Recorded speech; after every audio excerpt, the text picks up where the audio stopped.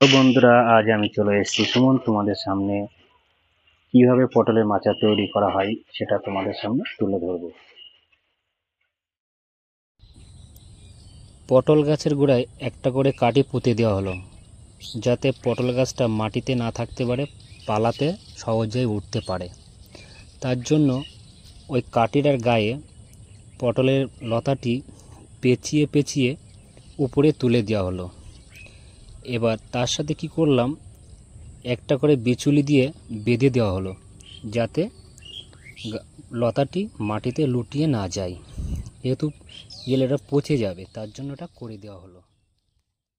পটল গাছের গোড়ায় যেহেতু ঘাস জমে আছে, তার জন্য ঘাসগুলোকে একটু পরিষ্কার করে নেওয়া হলো। তারপরে কিছু মাটি নিয়ে পটল গাছের গোড়াতে দেওয়া হলো। এই মাটি দেওয়াতে কি হয়, পটল গাছের গোড়াটা উঁচু হয়ে গেল, জল জমতে পারবে না, তাহলে গাছটার গোড়াও পচে যাবে না। তার জন্য প্রথমে একটু পরিষ্কার করে নিতে হবে, তারপরে গুঁড়ো মাটি নিয়ে গাছের গোড়ায় দিলে ওখানে জল জমতে পারবে না, কোনো সমস্যা হবে না। এতে গাছের পক্ষে লম্বা বাঁশ, সেটাকে 2.5 হাত মাপ নেওয়ার পর কেটে যে টুকরোটা হয়, সেই টুকরোটাকে 4 ফালি করা হয়। 4 ফালি করে একটা একটা আমাদের ভাষায় খুঁটো বলে, গোজও বলা যায়, গোজের থেকে ছোট হয়। তো এইগুলো হচ্ছে পটলের খুঁটো, সেগুলো আপনাদের সামনে তুলে ধরলাম। এটাই হলো পটল ক্ষেতের খুঁটো। এগুলো নিয়েই মাচা তৈরি করা হয়।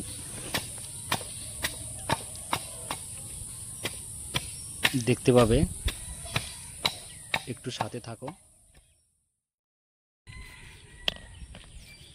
হ্যালো গাইস, দেখলে তো কীভাবে পটলের খুঁটো বেতি তৈরি করা হয়, সেগুলো তোমাদের সামনে করেই দেখালাম। এবার দেখো খুঁটোগুলো নিয়ে মাঠে যাচ্ছি পটলের গাছের মাচা করবো বলে, সেটাও তোমাদের সামনে তুলে ধরবো।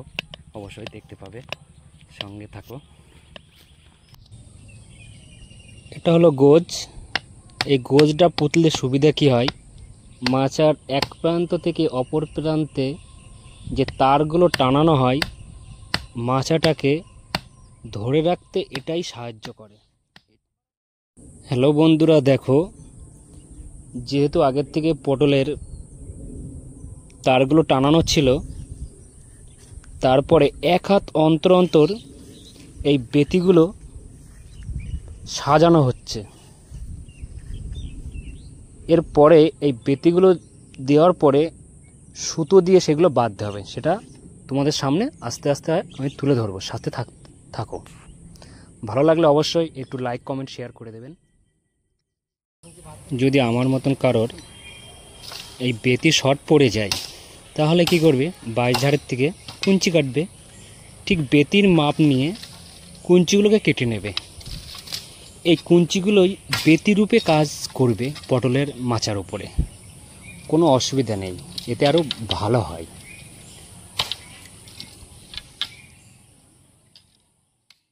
গাইস, বাঁশের চটা শেষ হয়ে গেছে, কি আর করা যাবে, মাচাটা তো কমপ্লিট করতে হবে। তার জন্য বাঁশের কুঞ্চি নিয়ে যাচ্ছি মেকআপ করার জন্য। মাচার যে টানাটা দেওয়া আছে, তাতে 6টা করে সুতো এক প্রান্ত থেকে মাচার অপর প্রান্তে নিয়ে যেতে হবে। তো একবারে তো 6টা সুতো যাবে না, তার জন্য আমি 3টে করে সুতো এক প্রান্ত থেকে অপর প্রান্তে নিয়ে যাব, সেটা তোমরা দেখতে থাকো।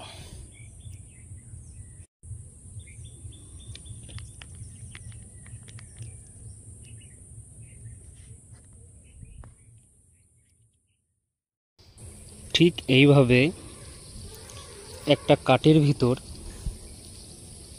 3টে করে সুতুলি এইভাবে দেবে আমার মতন। দেওয়ার পর মাচার এক প্রান্ত থেকে অপর প্রান্তে ঠিক আমি যেভাবে নিয়ে যাচ্ছি এইভাবে নিয়ে যাবে। ভালো লাগলে অবশ্যই একটু লাইক করবে, কোনো কিছু জানার থাকলে আমাকে কমেন্ট করবে, অবশ্যই সাথে সাথে রিপ্লাই দেওয়ার চেষ্টা করব।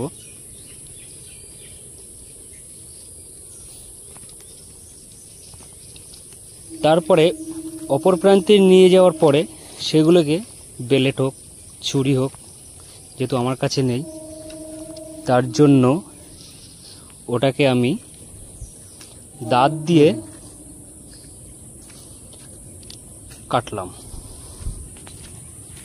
এরপরে এইগুলোকে বাঁধতে হবে, সে বাঁধাটাও দেখতে পাবে। হ্যালো বন্ধুরা, দেখো কীভাবে দড়িগুলো বাঁধতে হয় পটলের মাচার উপরে। প্রথমে বাঁ হাত দিয়ে উঁচু করে টেনে নিতে হয়। টেনে নিলে কী হয়, দড়িটা কাটে না বা ছেড়ে না। এই যে টেনে নিলাম, ডান হাতে টানা টেনে, বাঁ হাত দিয়ে টেনে তারপরে এটা আপনাকে ডান হাত দিয়ে বাঁধতে হয়। ঠিক আছে, এটাই সুবিধা হয়। এই যে দেখো আমি বাঁধছি কত সুন্দরভাবে।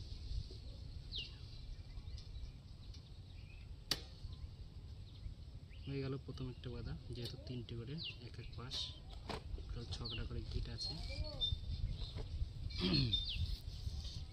ঠিক হয়ে গেল।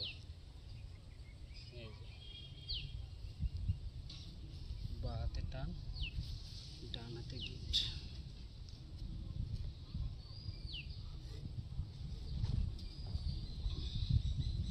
যতটা সম্ভব ততটা টানবে, বেশি নয়, তাহলে আবার দড়িটা কেটে যাবে।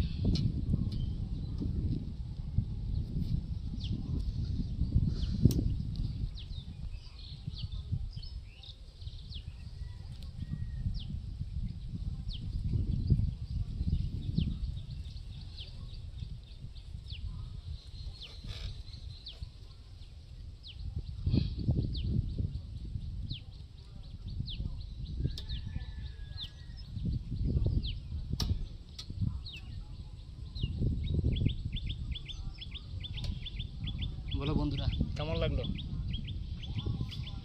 আজকের মতন কাজ শেষ, দড়ি লাগানো কমপ্লিট হয়ে গেছে।